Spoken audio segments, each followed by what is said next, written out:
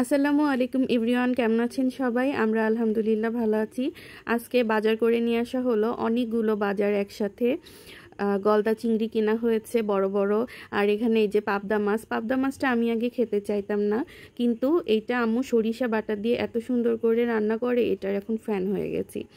আরও ছিল পাঙাশ মাছ, আর ছিল কোরাল মাছ। কক্সবাজারের এই কোরাল মাছটা আমার খুব ভালো লাগে, এত বেশি টেস্টি, মানে সামুদ্রিক মাছ, টাটকা মাছ এত স্বাদের হয়, সেটা এখানে না আসলে বুঝতাম না।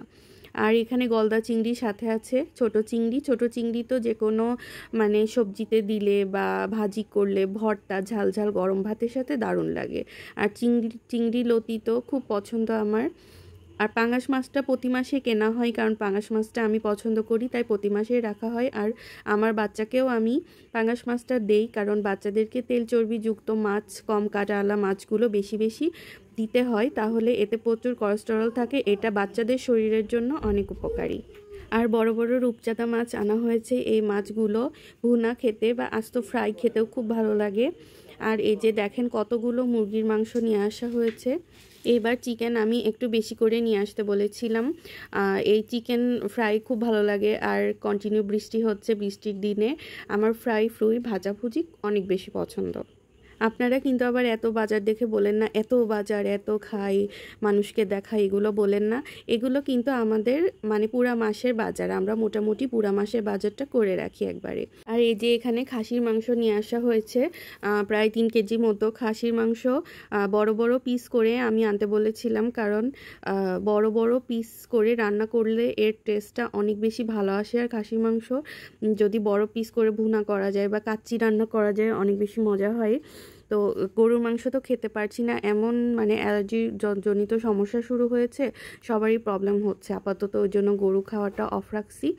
আর এই তো এখানে আরও বিভিন্ন ধরনের মাছ নিয়ে আসা হয়েছে।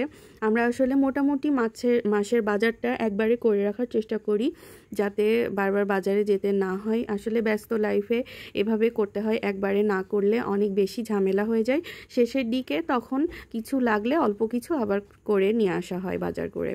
জানি অনেক আপুরাই তাদের সংসারে এরকমই করেন, একবারে মাসের বাজার করে রাখেন।